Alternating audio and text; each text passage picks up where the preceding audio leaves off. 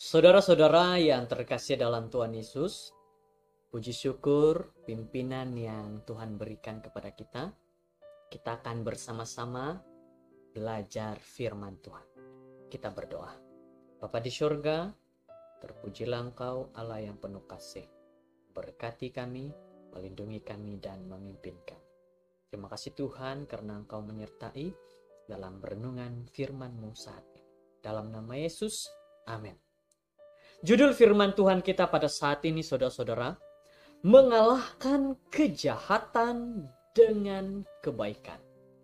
Tajuk yang sangat menarik, tajuk yang akan memberikan kita nasihat pada saat ini. Ayat renungan di dalam Roma 12 ayat 20-21, tetapi jika seterumu lapar, berilah dia makan.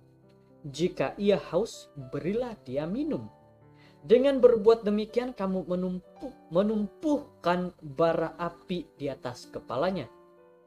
Janganlah kamu kalah terhadap kejahatan, tetapi kalahkanlah kejahatan dengan kebaikan.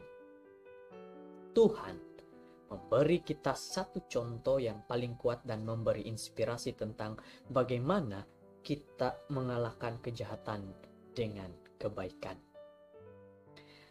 Kejahatan ialah halangan untuk dikalahkan di dalam dan di luar diri kita sendiri. Cabaran yang paling besar dalam menangani kejahatan adalah kita sendiri tidak menjadi jahat dalam proses ini. Inilah yang harus ada dalam diri kita. Jangan menjadi jahat. Sikap kita jangan jahat, sikap kita jangan yang tidak baik. Orang yang cenderung menjadi jahat menggunakan segala jenis penipuan, muslihat, gosip untuk mempengaruhi diri mereka menggunakan teknik-teknik sedemikian. Nah, mereka harus selalu menjadi suci dalam segala yang mereka lakukan. Inilah yang dikatakan bahwa orang jahat kelihatan seperti baik. Tetapi kita pada saat ini ingin mengetahui bagaimana kita kalahkan kejahatan yang ada dalam diri kita dengan kebaikan. Mari kita pelajari.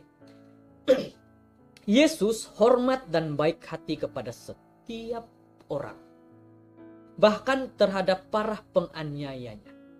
Dia berdoa kepada Bapa untuk mengampuni mereka, sekalipun ketika mereka memakukannya di salib. Dia dianiaya, tetapi dia membiarkan dirinya ditindas dan tidak membuka mulutnya seperti anak domba yang dibawa ke pembantaian.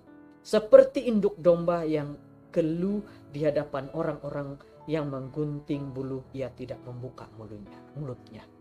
Saudara-saudara yang terkasih dalam Tuhan, dikatakan bahwa Tuhan Yesus, dia sedang mengajar kita, dia sedang memberikan kita satu nasihat. Bagaimanapun orang coba untuk merusakkan kita, ingat, Yesus mengajar kita jangan membalas kejahatan dengan kejahatan. Apa yang dibuat oleh Yesus adalah dia tidak membalaskan kejahatan, tapi dia menebarkan kebaikan.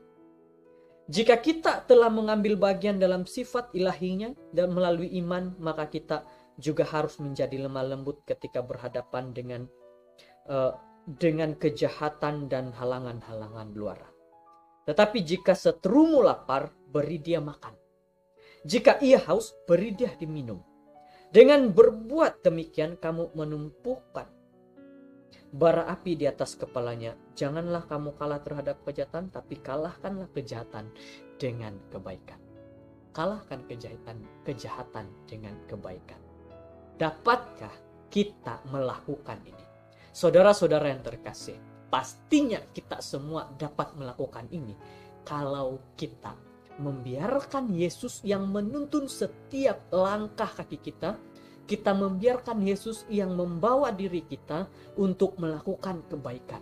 Sehingga kejahatan apapun itu, walaupun kita lihat terlalu jahat, kita masih dapat melaksanakan kebaikan. Orang berkata, dia sudah jahat kepada saya balas dengan kejahatan. Yesus tidak mengajarkan seperti itu. Kalau kita dengar, oh Yesus membalas kejahatan, kita tanya kembali kepada orang tersebut di mana Yesus melakukan kejahatan. Yesus tidak melakukan kejahatan. Dia membalas kejahatan dengan kebaikan. Lihat, dengar baik-baik, membalas kejahatan dengan kebaikan. Mengalahkan kejahatan dengan kebaikan adalah lebih mudah diucapkan daripada dilakukan. Sangat-sangat benar. Hanya apabila kita minum setiap hari di mata air kesabaran ilahi yang tidak terbatas dan kasih ilahi yang kekal, barulah kita boleh keluar menghadapi musuh kita dengan lemah lembut dan ketakutan.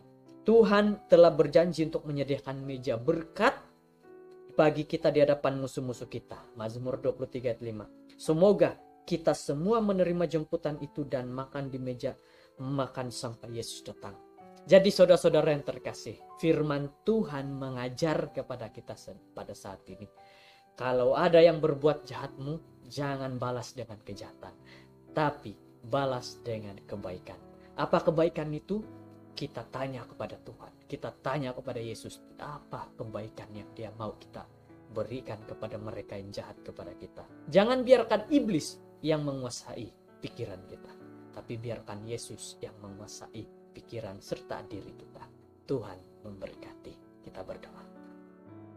Kami bersyukur Tuhan, firman yang begitu baik, berkati kami menjadi kebaikan kepada orang yang jahat kepada kami. Terima kasih. Dalam nama Yesus kami bersyukur. Amin.